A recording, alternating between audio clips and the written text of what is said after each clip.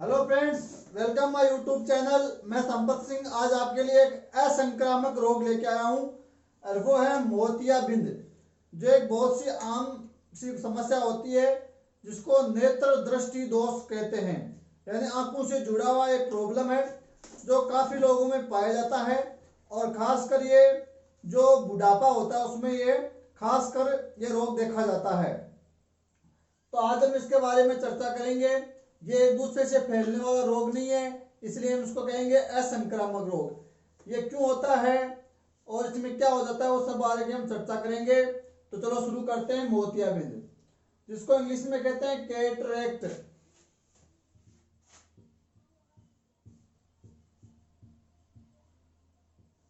Cataract के नाम से जाना जाता है मोतियाबिंद, या इसको सफेद मोतिया भी कहते हैं।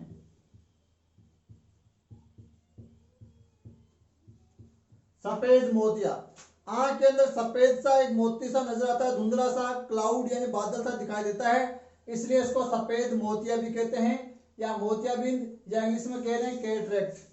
तो इन नामों से इसको जाना जाता है। इसमें मोस्टली होता क्या है, इसमें आंख का जो लेंस है वो धुंधला हो जाता है, देखने में अस्पष्टता हो जाती है। तो मोटी मोटी बात मोतियाबिंद का निकल के ये आता है नेत्र लेंस का धुंधलापन। अब देखो होता है क्या वो देखना है हमको। हमारा जो नेत्र है, ये जैसे मान लो हमारा नेत्र है और यहां लगा होता है हमारा नेत्र लेंस उत्तल प्रकार का, जो कुछ प्रोटीन्स, कुछ जलीय पदार्थ, कुछ जेलीनुमा पदार्थ से मिलकर बना होता है और पारदर्शी होता है। और यहाँ होता है हमारा दृष्टिपटल रेटिना, एक परत होती है, एक पर्दा होता है जिसको दृष्टिपटल या रेटिना कहते हैं। अब यहाँ से जो भी सूर्य का प्रकाश वगैरह चलता है वो यहाँ आता है कहाँ, इस लेंस के ऊपर, जो हमारा नेत्र लेंस है उत्तल प्रकार का, उस पर आता है। और ये क्या करता है, उस प्रकाश को फोकसित करता है, एक जगह फोकस करता है, केंद्रित करता है। तो ये प्रकाश को मोड़ कर समायोजित करके यहाँ रेटिना पर उसको क्या करता है, समायोजित करता है उस प्रकाश को। और यहाँ से कुछ सिग्नल रिलीज होते हैं, वो मस्तिष्क के पास जाते हैं और मस्तिष्क हमें उस चीज का ज्ञान कराती है कि सामने हमारे क्या वस्तु है, उसके रंग का, उसके पास का, दूरी का और वस्तु का। तो यहाँ उल्टा प्रतिबिंब बनता है, वो हमको जो हमारा मस्तिष्क है सीधा करके दिखाता है। अब हम कह रहे हैं कि इसमें क्या हो जाता है, लेंस धुंधला हो जाता है। तो ये वाला जो लेंस है नेत्र लेंस, ये जो कुछ प्रोटीन और कुछ जलीय पदार्थ से मिलकर बना हुआ जेलीनुमे पदार्थ है। तो उम्र के साथ, क्योंकि ये जो मोतियाबिंद है मोस्टली जो 40, 45, 55, 60 साल के बाद ये होता है। तो ये जैसे जैसे आयु बढ़ती है उसके बाद इसके होने की संभावना बढ़ जाती है। तो आयु के साथ क्या होता है, जैसे जैसे आयु बढ़ती है तो ये जिस प्रोटीन से बना हुआ है उस प्रोटीन का गुच्छन होना शुरू हो जाता है, उसके समूह बनने शुरू हो जाते हैं, जिससे ये क्या हो जाता है, क्लाउडी हो जाता है, बादल जैसा हो जाता है, धुंधला हो जाता है, चपटा हो जाता है, घना हो जाता है और इसका लचीलापन कम हो जाता है। तो लचीलापन कम होने के कारण इसका समायोजन कम हो जाता है, धुंधला हो जाता है, थोड़ा सा घना हो जाता है और चपटा हो जाता है लेंस, जिसके कारण क्या होता है, यहां से जाने वाला जो प्रकाश है वो क्लियरली रेटिना पर फोकसित नहीं होता है, क्योंकि यहाँ जो चीज क्लियर नहीं है तो यहाँ भी प्रकाश क्लियरली जाएगा नहीं और जो इमेज है, जो बिंब का जो प्रतिबिंब बनेगा वो साफ नहीं बनेगा, धुंधला बनेगा, ऐसे दिखाई देगा जैसे मान लो कोई धुंधली खिड़की है, उसके बाहर हम झांक रहे हैं, देख रहे हैं, तो जो धुंधलापन दिखता है वैसा इसमें धुंधला दिखता है, अस्पष्टता हो जाती है, दृष्टि अच्छी नहीं रहती है। तो ये लेंस का साफ सुथरा रहना जरूरी है। ये अगर धुंधला हो गया तो हमारा इमेज भी कैसा हो जाएगा, धुंधला हो जाएगा और उसी स्थिति को हम क्या कहेंगे, मोतियाबिंद कहते हैं। एक समस्या और होती है इसमें, क्या होता है, ये धुंधला होने से या घना होने से क्या होता है, सूर्य का प्रकाश आता है और यहाँ से ही परावर्तित होकर कुछ प्रकाश बाहर निकल आता है, परावर्तित हो जाता है, परावर्तन घटना ज्यादा होने लग जाती है, जिससे क्या है, यहाँ पूरा फोकसित नहीं होता है प्रकाश, और यहाँ फोकसित नहीं होगा तो रेटिना ही हमको दृष्टि का ज्ञान कराता है मस्तिष्क की सहायता से, तो वो चीजें दिक्कत आने लग जाएगी और फिर धीरे धीरे धुंधली और दृष्टि होकर दिखने में काफी समस्या होने लग जाएगी। तो ये होता है क्या, मोतियाबिंद का कारण। अब मतलब मोतियाबिंद में ऐसा सब कुछ होता है। अब देखना है मोतियाबिंद के लक्षण क्या नजर आएंगे, किन लक्षणों के आधार पर आप इसको पहचानोगे। तो वैसे हर किसी रोग का कुछ न कुछ लक्षण जरूर नजर आता है, तो इसके भी कुछ लक्षण है, उनके आधार पर हम उसको पहचान सकते हैं। तो पहला तो क्या है, दृष्टि का धुंधलापन।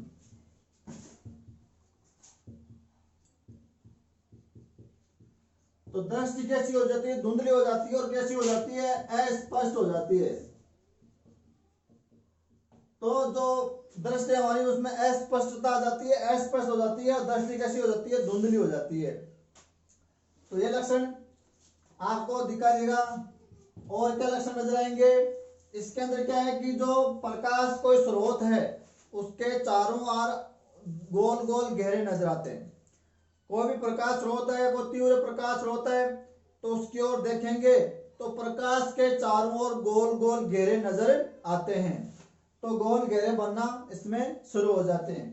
नेक्स्ट लक्षण की मैं बात करूं यहाँ, तो चश्मे का जो नंबर है वो अचानक बदल जाता है, कि चश्मा कुछ कम नंबर का है, अचानक ही नंबर उसके बढ़ जाएंगे, ऐसा भी इसमें हो सकता है। और क्या लक्षण नजर आएंगे यहाँ, और जो अगर कोई हमारे पास ही कोई लोग बैठे हैं या कोई पर्सन हमारे सामने खड़ा है, तो पास की दृष्टि भी काफी खराब हो जाती है, उसके जो चेहरे के जो हाव भाव होते हैं, एक्सप्रेशन होते हैं, वो सही से समझ में नहीं आते हैं। नेक्स्ट की मैं बात करूं, जो कलर्स होते हैं उनको पहचानने में काफी गड़बड़ी होती है, जो रंग होते हैं वो फीके नजर आने लग जाते हैं। तो ये हो गया इसका नेक्स्ट लक्षण। इसके अलावा और क्या लक्षण नजर आ सकते हैं, दोहरी दृष्टि। दोहरी दृष्टि, डबल विजन, यानी डबल दिखाई देने लग जाता है, दोहरी दृष्टि हो जाती है। और साथ में व्यक्ति को पढ़ने में दिक्कत होने लग जाती है, किताबों को पढ़ने में, पास से पढ़ने से दिक्कत होने लग जाती है। और क्या लक्षण नजर आ सकते हैं यहाँ, और लक्षण नजर आ सकते हैं आपको यहाँ कि रात्रि में दिखना और भी ज्यादा थोड़ा मुश्किल हो जाता है। जब व्यक्ति रात्रि में गाड़ी वगैरह चलाता है, ड्राइविंग करता है, तो उसको काफी चकाचौंध का सामना करना पड़ती है। आंखें चकाचौंध में वो कुछ भी देखने में असमर्थ हो जाती है। तो रात्रि को दिखाई देना बंद सा तो नहीं होता है, लेकिन जो आंखें उनमें चकाचौंध ज्यादा होने लग जाती है। तो ड्राइविंग करने में दिक्कत होना, दोहरी दृष्टि होना, रंग फीके नजर आना, दृष्टि वो विकृत, अस्पष्ट, धुंधली होना, या पीली पीली नजर आना, क्लाउडी नजर आना, अस्पष्टता होना, या रंगों को अच्छे से पहचान न पाना, इन सब के आधार पर इसका पता लगाया जा सकता है, इन लक्षणों के आधार पर कि भाई ये लक्षण किसके हो सकते हैं, मोतियाबिंद के हो सकते हैं। साथ में पढ़ने में भी दिक्कत आती है। और अब बात करेंगे किसकी, कि क्या कारण हो सकते हैं मोतियाबिंद के, किस कारण से होता है मोतियाबिंद। तो कुछ कारण है, उन कारणों के कारण जो है कि मोतियाबिंद होता है। पहला कारण है पोषण। तो पोषण की कमी से भी मोतियाबिंद हो सकता है। जैसे अगर हमारे आहार में कुछ पोषण की कमी है, अच्छा भोजन हम नहीं ले रहे हैं, और खासकर विटामिन इसके अंदर सी और ई चाहिए मोतियाबिंद में, इसमें अगर सी और ई प्रॉपर मात्रा में ले रहे हैं, और एंटीऑक्सीडेंट कुछ भोजन खा रहे हैं, हमारा पोषण, हमारी डाइट हमारा अच्छा है, पालक वगैरह हरी सब्जियां खा रहे हैं, छाछ दूध दही अच्छे पी रहे हैं, तो ये समस्या नहीं होगी। तो पहला हो गया पोषण में कमी कारण। दूसरा कारण क्या हो सकता है, धूम्रपान, यानी धूम्रपान, बीड़ी सिगरेट पीने से ज्यादा जो धुआं निकलती है वो आंखों के संपर्क में आती है, और उनमें कुछ जो जहरीले टॉक्सिक वगैरह पदार्थ होते हैं, कुछ जो भी किसी भी कारण से धूम्रपान है उसके कारण मोतियाबिंद हो जाता है। नेक्स्ट कारण करें मदिरापान। मदिरापान का मतलब है यार ज्यादा शराब पीने से भी क्या हो सकता है, मोतियाबिंद हो सकता है। नेक्स्ट में कारण की बात करूं तो वो क्या हो सकता है, मोतियाबिंद का पारिवारिक इतिहास, यानी ये रोग कुछ हद तक अनुवांशिक हो सकता है, जन्मजात हो सकता है। वैसे तो उम्र के साथ ये रोग पैदा होता है, 40, 45, 55, 60 साल के बाद। लेकिन अगर पारिवारिक स्थिति में इसकी हिस्ट्री कुछ ऐसी रही है, माता पिता में किसी के है, तो यह रोग पैदा हो सकता है। तो इसकी हिस्ट्री, जेनेटिक्स हिस्ट्री के आधार पर भी एक कारण एक हो सकता है, इसके आधार पर भी रोग हो सकता है। नेक्स्ट कारण क्या हो सकता है? मोटापा। मोटापा के कारण भी मोतियाबिंद हो सकता है। तो भोजन में थोड़ा ध्यान रखना चाहिए, ज्यादा शहद, भुनी तली भुनी सामग्री नहीं करनी चाहिए जिससे मोटापा बढ़े और मोटापा बढ़ा के कहीं मोतियाबिंद न कर दे। नेक्स्ट कारण हो सकता है मधुमेह रोग यानी डायबिटीज। तो डायबिटीज का जो पेशेंट है उसके मोतियाबिंद होने की संभावना भी क्या रहती है? ज्यादा रहती है। इसके अलावा और क्या कारण हो सकते हैं? जैसे आंख में कोई चोट लग गई या लगातार कोई सूजन रह रही है, या कोई सर्जरी करवाई गई है, कोई ऑपरेशन करवाया गया है, या कोई आंख में कोई दिक्कत हो गई, कोई रोग हो गया, उससे भी मोतियाबिंद हो सकता है। और क्या कारण हो सकता है? इसके अलावा कुछ स्टेरॉइड जो दवाएं ली जाती है किसी न किसी कारण से, उसके साइड इफेक्ट से भी मोतियाबिंद हो सकता है। इनके अलावा और क्या कारण हो सकता है? High blood pressure, hypertension. High blood pressure, hypertension के कारण भी मोटापा हो सकता है।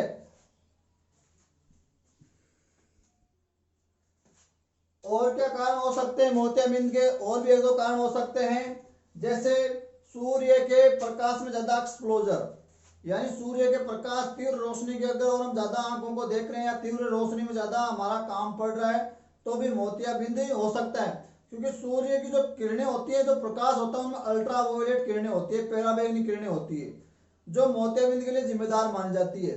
तो इसीलिए जब तीव्र धूप होती है तो बाहर निकलने के दौरान चश्मा वगैरह, जो ब्लैक जो चश्मा होता है, जो लगा लेना चाहिए ताकि अल्ट्रावायोलेट किरणों का प्रभाव हमारी आंखों पर ना पड़े। तो इतने सारे कारण हैं, ऐसे कुछ कारण देखे गए हैं कि इन कारणों में मोतियाबिंद का खतरा कुछ हद तक ज्यादा बढ़ जाता है।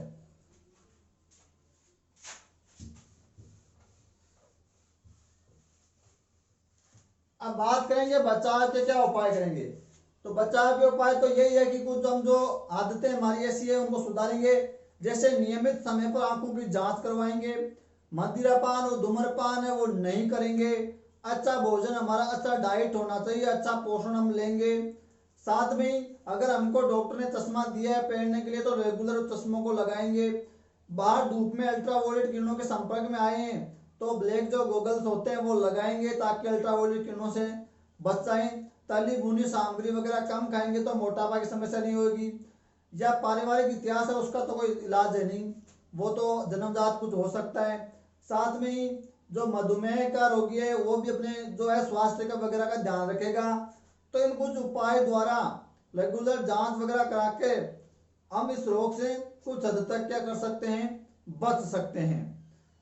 और इसमें कुछ जटिलताएं होने पे क्या होता है, अगर समय पर इसकी जो है इलाज नहीं कराया जाए, मोतियाबिंद एक आंख में हो सकता है, दोनों में हो सकता है, और इसका इलाज बहुत ही आसान है, इसका उपचार बहुत ही आसान है। एक सटीक सा अगर मोतियाबिंद हो गया है एक आंख में, दो आंख में, तो समय रहते इसका इलाज करा लेना चाहिए, वरना ये घातक भी हो सकता है, आपकी आंखों की दृष्टि भी जा सकती है। और इसमें क्या है, या तो लेंस को साफ किया जाता है, क्योंकि हम कह रहे हैं कि लेंस है वो धुंधला हो गया है तो लेंस की सफाई की जाती है। या दूसरा जो ज्यादा पॉपुलर है वो है सर्जरी द्वारा उस लेंस को प्रतिस्थापित कर देना, वह एक नया लेंस लगा देना। तो ये विधि काफी आसान, काफी कारगर और काफी सटीक बैठती है। इसमें कोई ज्यादा दिक्कत नहीं होती है, ज्यादा अस्पताल में रुकना नहीं पड़ता है, ज्यादा खर्चा भी नहीं लगता है और आसानी से ये हो जाता है। कुछ समय के लिए ऑपरेशन के बाद कुछ सावधानियां बरतनी पड़ती है, फिर नॉर्मल वो हो जाता है। इसके अंदर क्या होता है, जो लेंस होता है उसको रिप्लेस किया जाता है, हटाया जाता है, नया लेंस लगाया जाता है। उस लेंस का आपको ध्यान रखना है, उस लेंस का नाम है इंट्रा ओक्यूलर लेंस। तो यहाँ इस लेंस का प्रतिस्थापन किया जाता है, किसके साथ, कौन सा लेंस लगाया जाता है, इंट्रा ओक्यूलर लेंस। जो कृत्रिम लेंस होता है, प्लास्टिक वगैरह का बना होता है, वो लेंस लगा दिया जाता है। और कई बार पहले क्या होता था, शल्य क्रिया के दौरान जो लेंस की सफाई या प्रतिस्थापन करने के बाद काफी गहरे और मोटे चश्मों का इस्तेमाल करना पड़ता था, लेकिन इसमें काफी सुधार हुआ है और टेक्निक काफी विकसित हो गई है तो आजकल इंट्राओकुलर लेंस वगैरह लगा दी जाती है, कुछ दवाइयों से भी इसको काफी हद तक सुधारा जा सकता है। तो यहाँ इंट्राओकुलर लेंस द्वारा जो है इसको रिप्लेस करके इससे छुटकारा पाया जा सकता है। तो ये हो गया हमारा क्या, मोतियाबिंद। एक दो बातों का और ध्यान रख सकते हो आप कि ये किस लिंग को ज्यादा प्रभावित करता है। तो मोतियाबिंद ज्यादा महिलाओं में होता है, पुरुषों की तुलना में महिलाओं में मोतियाबिंद वो ज्यादा देखा गया है। और मोतियाबिंद का मोटा सा मतलब यही है कि जो लेंस होता है वो अपारदर्शी हो जाता है, जो उसकी पारदर्शिता थी वो खत्म हो जाती है। और वो अपारदर्शी होने से क्या हो जाती है, दृष्टि हमारी कैसी हो जाती है, धुंधली हो जाती है। तो कुछ उपाय द्वारा हम इससे निजात पाए जा सकते हैं, कुछ सावधानियां रखकर इससे बच सकते हैं। और साथ में हम इसको सफेद मोतिया भी कहते हैं। तो ये हो गया हमारा क्या, मोतियाबिंद। और एक बात और ध्यान रखनी है आपको, यहाँ इसके बचाव हेतु विटामिन ई और सी काफी कारगर होती है, तो वो हमारे पोषण में शामिल हो जानी चाहिए। आशा करता हूँ वीडियो आपके समझ में आया होगा। कुछ डाउट्स है तो कमेंट करके पूछना, और वीडियो को लाइक करके जाना, चैनल को सब्सक्राइब करके जाना। धन्यवाद।